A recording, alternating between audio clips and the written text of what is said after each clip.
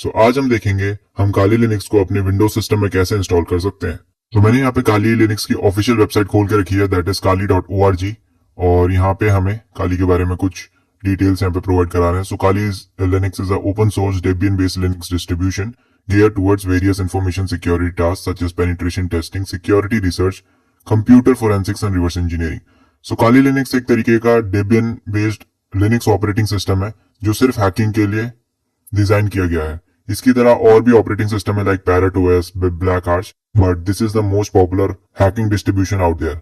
सो इसको डाउनलोड करने के लिए हमारे पास यहाँ पे बटन है, तो मैं डाउनलोड पर क्लिक करता हूँ। तो इसने मुझे एक डाउनलोड पेज यहाँ पे दिखा रहा है।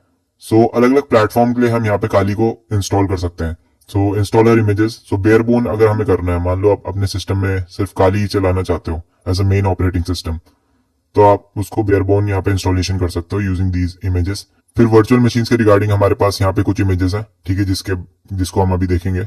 उसके बाद आर्म प्रोसेसर्स या जैसे रास्पबेरी पाई वगैरह में अगर आप इंस्टॉल करना चाहते हो तो ARM वाली यहाँ पे आपको मिल जाएंगी। फिर मोबाइल में आप करना चाहते हो तो काली नेट हंटर आ जाता है यहाँ पे। क्लाउड में करना चाहते हो तो उसके लिए अलग इमेजेस है।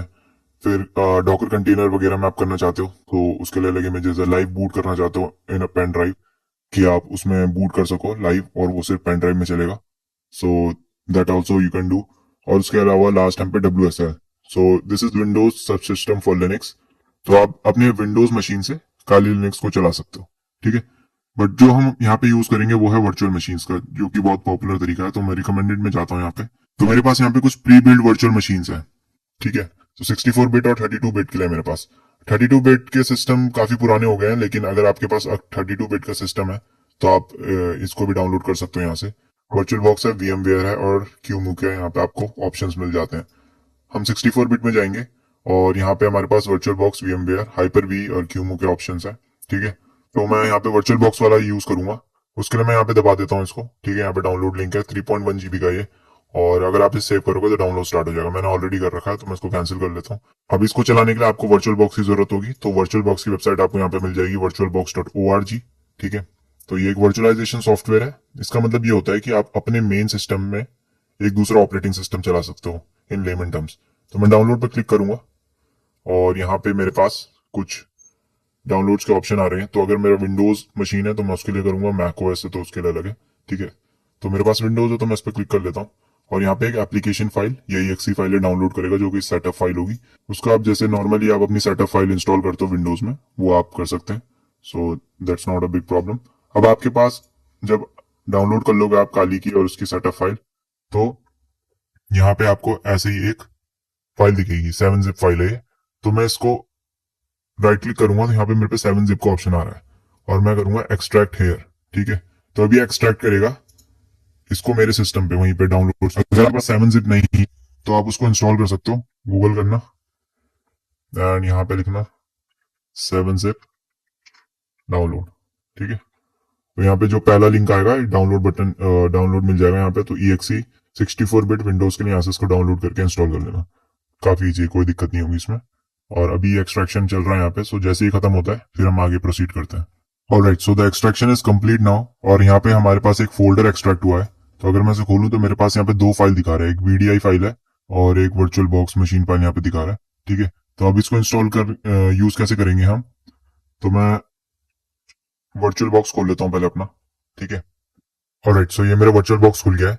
आपके उसमें अगर आप नया इंस्टॉलेशन होगी तो ये सारी चीजें नहीं दिखाएगा, मेरी कुछ वर्चुअल मशीन है यहाँ पे। पर अगर मुझे एक नई वर्चुअल मशीन यहाँ पे ऐड करनी है तो एक नई वर्चुअल मशीन ऐड करने के लिए मैं यहाँ पे न्यू पे क्लिक करूंगा, ठीक है। तो मेरे से नाम पूछ रहा है वर्चुअल मशीन का, तो इसको नाम दे देते हैं काली लिनक्स 2024 दे देते हैं इसका नाम। एंड उसके बाद यहाँ पे ISO इमेज यहाँ पे हम सेलेक्ट नहीं करेंगे कुछ भी, टाइप हम लिनक्स सेलेक्ट कर लेते हैं एंड यहाँ से हम चूज कर लेंगे डेबियन 64 बिट, बिकॉज 64 बिट की हमने इमेज डाउनलोड करी थी। एंड उसके बाद हम नेक्स्ट दबाएंगे। तो यहाँ पे हमें अब हार्डवेयर देना है, ठीक है। हम कितना हार्डवेयर प्रोवाइड कराना चाहते हैं इस वर्चुअल मशीन में, ठीक है। तो मेरे पास यहाँ पे पहले मेमोरी का है, मेमोरी मतलब रैम। तो मेरे पास यहाँ पे 16 GB ऑफ रैम है, तो मैं इसको अराउंड 8 तक मैं इसको दे सकता हूँ। 4 to 6 GB इज इनफ, तो मैं इसको दे देता हूँ। फिलहाल के लिए मैं इसको 4 GB दे देता हूँ। 4 GB में आराम से काम कर लेगा ये। बट अगर आपके पास 8 GB की रैम है तो आप 4 देंगे तो मे बी आप लैग फेस कर सकते हैं, बिकॉज विंडोज बहुत ज्यादा रैम खा देती है, ठीक है। तो आप कोशिश करना उसको 2.5 या 3 के अराउंड में। अगर आपके उससे कम है तो मैं रिकमेंड नहीं करूंगा कि आप वर्चुअल मशीन इंस्टॉल करें अपने पीसी में। आप ड्यूल बूट यूज कर सकते हैं, बट ड्यूल बूट की अलग दिक्कतें आती हैं। तो बेटर है कि 8 GB की स्टिक आप अपने सिस्टम में लगा लें। ठीक है, तो मैं यहाँ पे 4 GB सेलेक्ट कर रहा हूँ। एंड प्रोसेसर मैं इसको दे देता हूँ 2 कोर, आई थिंक इनफ रहेगी। 4 दे देते हैं इसको भी, चलो। एंड नेक्स्ट करा मैंने। सो यहाँ पे मेरे पास कुछ ऑप्शन दिखा रहा है, create a virtual hard disk now, use an existing virtual hard disk और do not add a virtual hard disk. तो मैं एग्जिस्टिंग में क्लिक करूंगा। यहाँ पे मैं क्लिक किया ऐड, एंड उसके बाद मैं अपने डाउनलोड फोल्डर में जाऊंगा। तो ये था जो हमने एक्सट्रैक्ट किया था, और यहाँ से मैं इसको सेलेक्ट कर लिया, ओपन। तो यहाँ पे आ गई है। अब इसको हम चूज करेंगे एंड नेक्स्ट, उसके बाद फिनिश दबाया मैंने। ठीक है, तो ये मेरे पास एक वर्चुअल मशीन यहाँ पे बनके तैयार हो गई है। तो अगर मैं इसमें डबल क्लिक करूंगा तो अभी ये वीएम पावर ऑन हो रहा है। ठीक है, तो इसको थोड़ा सा टाइम देते हैं हम, एंड ये स्टार्ट हो गया। को फुल स्क्रीन कर लेता हूँ। तो ये हमारी काली की बूट स्क्रीन है, एंटर दबाया मैंने। ऑलराइट, सो हमारे पास यहाँ पे एक लॉगिन स्क्रीन आ गई है। ठीक है, तो जो डिफॉल्ट यूजर नेम और पासवर्ड है काली का, वो है काली एंड काली। सो अगर मैं काली टाइप करूं और वापस password Kali, if I enter, तो अभी इसने मुझे लॉगिन कर लिया, लेकिन अभी यहाँ पे स्क्रीन छोटी आ रही है। इसके लिए मैं क्या करूंगा, व्यू में जाऊंगा और इसको फुल स्क्रीन करूंगा। ठीक है, तो अब ये फुल स्क्रीन हो गया हमारे पास यहाँ पे। तो ये आपका मेन जो डेस्कटॉप है काली का, वो है। ठीक है, ये आपका होम फोल्डर है। यहाँ से आप सारी डायरेक्टरीज में जा सकते हो, documents, downloads, music, pictures and so on. ठीक है, फिर नॉर्मल सा जैसे आप विंडोज में चलाते हो वैसा ही है, सिमिलर। यहाँ पे आप जाओगे तो यहाँ पे आपको कुछ ऑप्शंस मिलेंगे, so log out, shut down वगैरह के यहाँ पे आपको ऑप्शन मिल जाएंगे। देन ये आपका वॉल्यूम कंट्रोल है, and this is regarding your network. ठीक है, सो जो आपका वाईफाई से या इथरनेट से जो भी आप कनेक्ट करोगे, यहाँ पे आपको नेटवर्क दिखा देगा। उसके बाद यहाँ पे हम देखेंगे तो ट्रैश है, रिसाइकिल बिन जैसे, एंड यहाँ पे कुछ वर्क स्पेसेस है। So work space we can select from here. उसके अलावा हमारे पास ब्राउजर में फायरफॉक्स है। ठीक है, तो डिफॉल्ट खाली आपका फायरफॉक्स के साथ ही आता है, सो आप इसको यूज कर सकते हैं। एंड टर्मिनल में आप वापस आएंगे, बट उससे पहले मैं आपको यहाँ पे एप्लीकेशंस दिखा लेता हूँ।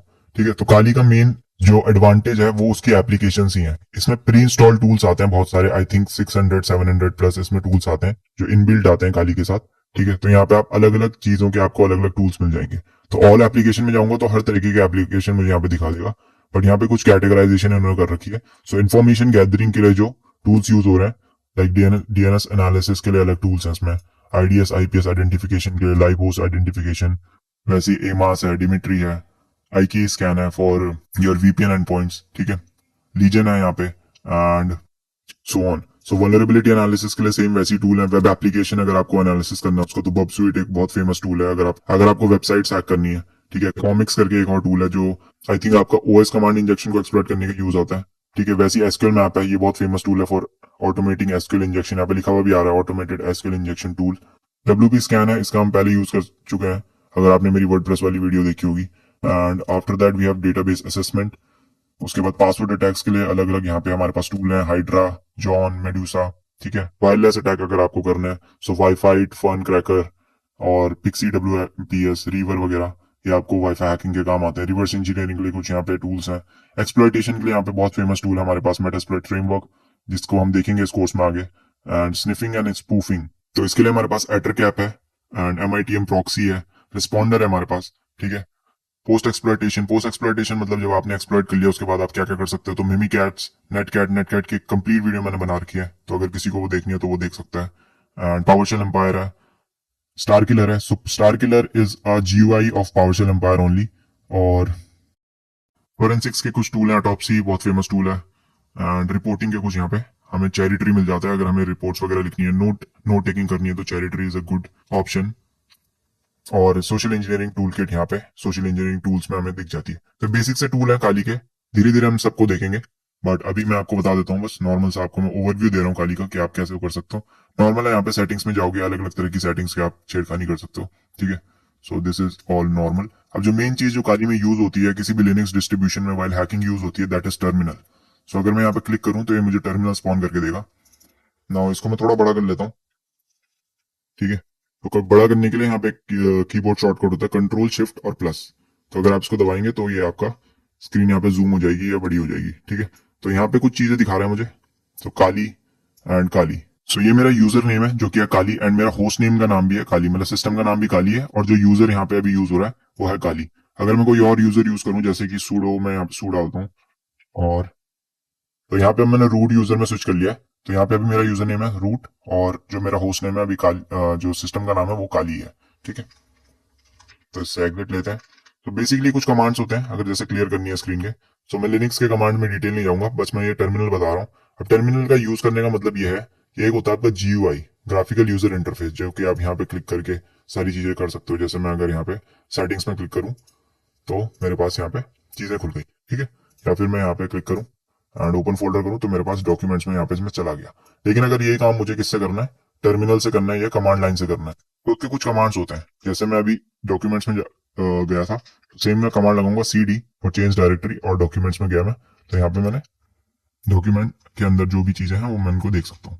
ठीक है, तो अभी तो यहाँ पे हमारे पास कुछ है नहीं। सो कमांड लाइन यूज करने का फायदा ये होता है कि आपको लगेगा कमांड लाइन में आपको टाइम लगेगा, बट GUI के मुकाबले अगर आपको कमांड्स याद है and if you are fluent in command line, तो आप GUI से जल्दी यहाँ पे रिजल्ट्स कैप्चर कर सकते हो और उसके हिसाब से अपना वर्क फ्लो डिसाइड कर सकते हो। ठीक है, क्योंकि ज्यादातर जो आपके टूल्स आते हैं that is build for Linux only, और वो ज्यादातर कमांड लाइन टूल्स होंगे आपके।